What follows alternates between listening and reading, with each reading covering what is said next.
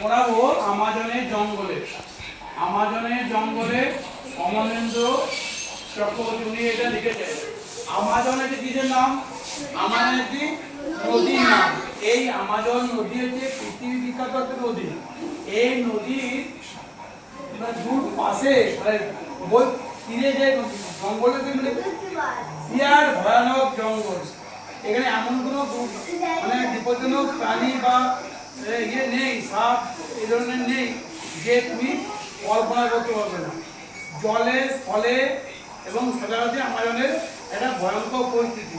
আমরা এই দেখো এই ভিডিওর মাধ্যমে আমরা আমাজনের জঙ্গলে বিভিন্ন প্রাণীদের তোমরা দেখতে পাচ্ছ যে ঘন বন, এটা হচ্ছে এটা হচ্ছে আমাজনের জঙ্গল। দেখো এই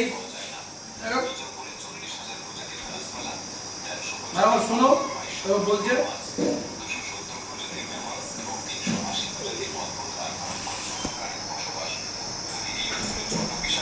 কথা বলা হয় তাহলে এখানে 25 লক্ষেরও বেশি আলাদা আলাদা বিষাক্ত পোকামাকড় রয়েছে।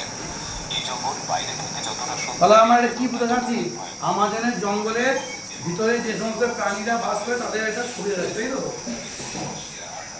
তাহলে একটু আছো দেখো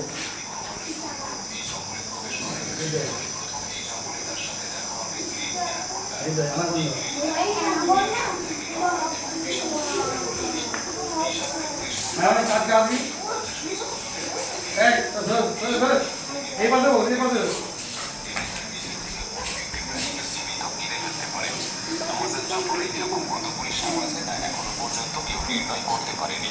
বুঝেছ কি ভয়াবহ আমাজন জঙ্গলটা।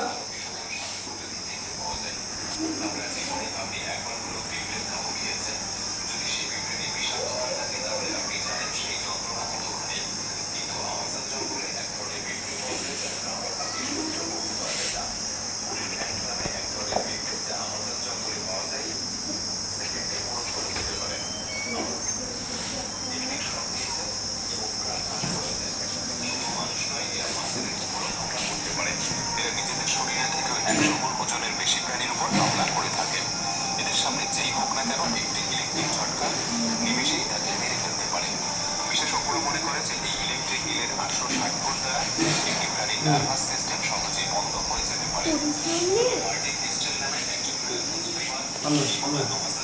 সাথে পার করেছিলেন আর সেই ভয়ঙ্কর অ্যামাজন নদী, যেখানে হাজার পরিমাণে ভয়ঙ্কর ভূমি ইলেকট্রিক ইল এবং সেই ভয়ঙ্কর সাপের বসবাস। কিন্তু মার্টি কিভাবে এই ভয়ঙ্কর নদীকে পার করেছিলেন এবং এই তৈরি করেছিলেন তা মাত্র সেসব নদীদের মধ্যে। 2007 সালে তিনি রেকর্ড তৈরি করতে এই ভয়ঙ্কর নদী আমাজনকে বেছে নিয়েছিলেন। একটি গোটা দিনের মধ্যে তিনি 10 ঘন্টা আমাজন নদীতে জঙ্গল থেকে শিকার করে এবং এভাবেই তারা জীবিকা নির্বাহ করে। এদের মধ্যে এমনও কিছু গোষ্ঠীর মানুষ আছে যারা আজ পর্যন্ত সভ্য জগতের মানুষের সাথে পরিচয় করেনি এবং যখন কোনো সভ্য মানুষ হঠাৎ এদের সামনে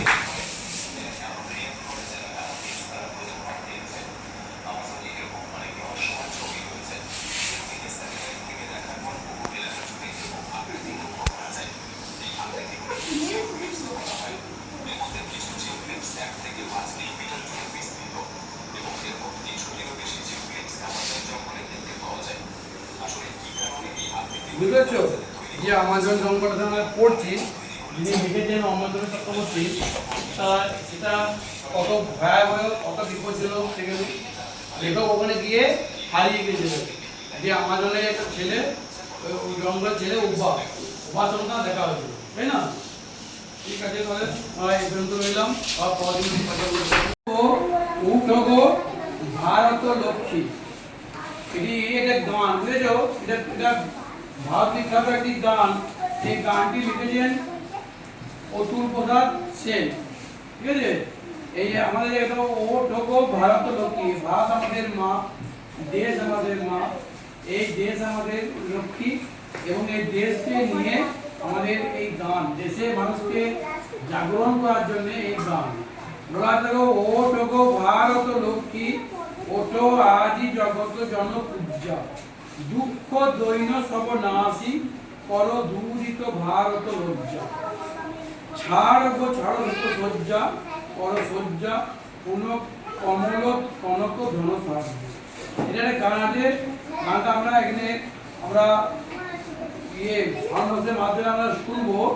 গান এরকম আছে, ওটো গো ভারত লক্ষ্মী, ওটো আদি জগত জনপূজা, দুঃখ দৈন সবনাশী, কর দূরিত ভারত লজ্জা, ছাড়ো গো ছাড়ো শোক সজ্জা, কর সজ্জা পুন কমল কনক ধন ধান্যে, জননী গোলহ তুলে বক্ষে, শান্তন বাপ দেহ তুলি চক্ষে, কাঁদিতে তব চরণ তলে, বিংশতি কোটি নর নারী গো, ওটো গো ভারত লক্ষ্মী, ওটো আদি জগত জনপূজা। ভারত মাকে সম্বোধন করে, ভারত মাকে সম্মান জানিয়ে, ভারত মাকে প্রণাম জানিয়ে এই গানটি লিখেছিলেন ভারতের জনগণকে উদ্বুদ্ধ করার জন্য। এই গানটা আমরা আজকে সাউন্ড বক্সের মাধ্যমে এবং অডিও ভিজুয়ালের মাধ্যমে গানটা আমরা শুনে নেব। ঠিক আছে, তোমরা রেডি থাকবে।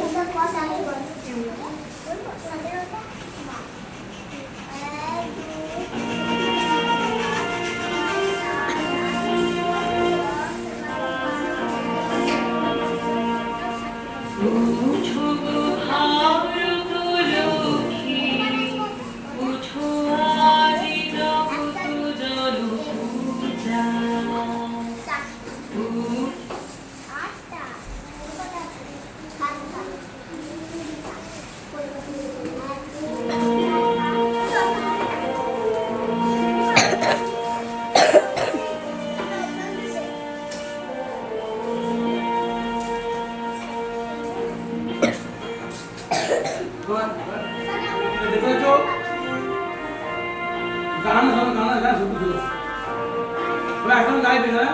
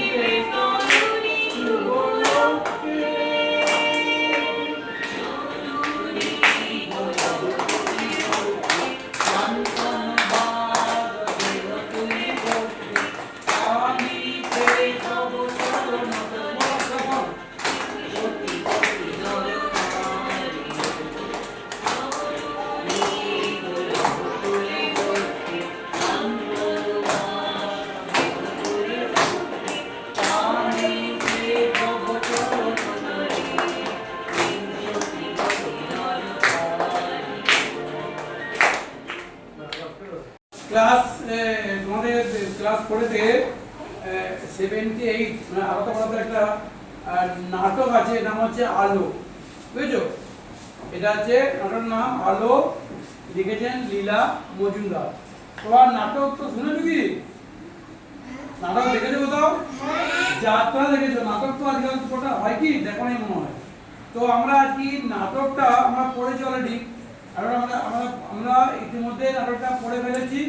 এবার আমাদের নাটক কিভাবে হয় সেটা তোমরা রেডিও, এই যে এইটা একটা রেডিও, তোমরা জানো তো নিশ্চয়ই রেডিও, দেখো রেডিওতে একটা নাটক আছে, তোমরা শুনো এটা। ওই যে বিরাট সাদা গাড়ি নিয়ে আসেন রবিবার। ঠিক আছে? যদি বলি খেয়ে ফেলছে। ওই অত বড় লোক মানুষ, কত বড় লোক তুই জানিস? জাহাজের মাল সাপ্লাই থেকে শুরু করে কি ব্যবসা করবি?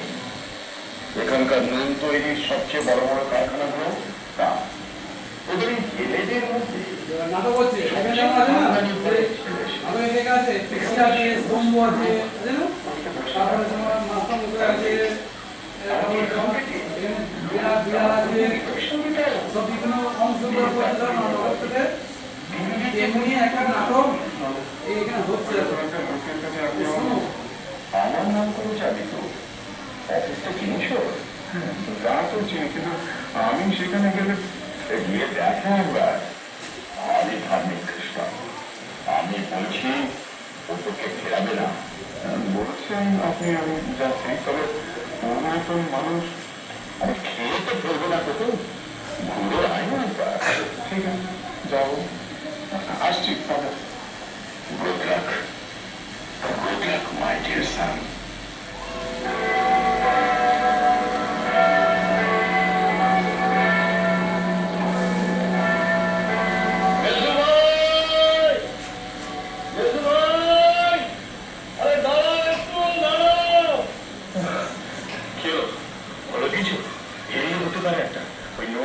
টাকার জন্য খাবার যেতে বললেন একজনের কাছে। হয়ে গেলে খুব ভালো হয়, খুব ভালো হয়। বরাবর তোমার নৌকোতে একটু খেলে এসেছি, নৌকোতেও দেখতে পাচ্ছি। তা লোকটা কে? আলফান্সো চেনো নাকি? আলফান্সো? আলফান্সো? হ্যাঁ। বাপরে, কে চেনে না ওকে? তুমি দেখো না কোনোদিন? না, মানে ঠিক সেইভাবে। স্পষ্ট হামির একখানা, প্রকাণ্ড ঠ্যাবড়া মুখ, কুটে চোখ, নাকের ডগাটা পেল্লায় মোটা, মুখের হাম। আমরা দেখতে পাচ্ছি না, ওটা ওটা রেডিও তো হলো, কিন্তু দেখো মনে হচ্ছে না চোখের সামনে ভেসে আসছে। তখন আমরা যাত্রা দেখি বা আরো দেখি একটা মানে কি বলবো অভিনয় করে তো, একজন চরিত্রে একজন অভিনয় করে, যেমন এখানে আমাদের আলো হয়ে আছে, কৃষি একজন আছে, কুম্ভ একজন আছে, একজন নিতাই আছে, কুম্ভে আছে, বিড়াল আছে, গায়ে ফোনা আছে, সব আছে, বুঝলো তো? এই যে নাটকটা তোমরা দেখছো, শুনছো নাটকটা, এটা এগুলো তো হচ্ছে বলে তোমরা দেখতে পাচ্ছ, ঠিক আছে? তাহলে আমরা যদি এটা আমাদের ইয়েটা থাকতে পারে এই নাটকটা দেখানো তাহলে তোমরা এই নাটক কিভাবে হয়, নাটকে কিভাবে কথাগুলো বলে শুনতে পাচ্ছ? ওই আমার বলছে তাই না? নাটক সম্বন্ধে ক্লিয়ার ধারণা হলো তো, এই নাটক কাকে বলে, কিভাবে হয়, ও কিভাবে কথা বলে নাটক, ঠিক আছে? আমরা মোটামুটি ধারণাটা করেছি। এরপরে একদিন আমরা ওই আলো নাটকটা আমরা ট্রান্সলেট করবো, তাই তো? কেউ কেউ মাথা মাথায় হবে, কেউ শম্ভু হবে, কেউ পিসি হবে, হ্যাঁ পিসি হবি। ঠিক আছে, তাহলে আমরা আজকে এই নাটকের এই বিষয়টা এখানেই রাখছি, এবং ওই আলো নাটকটাকে আমরা একদিন এই সবাই মিলে ক্লাসের মধ্যেই করে দেখাবো, ঠিক আছে?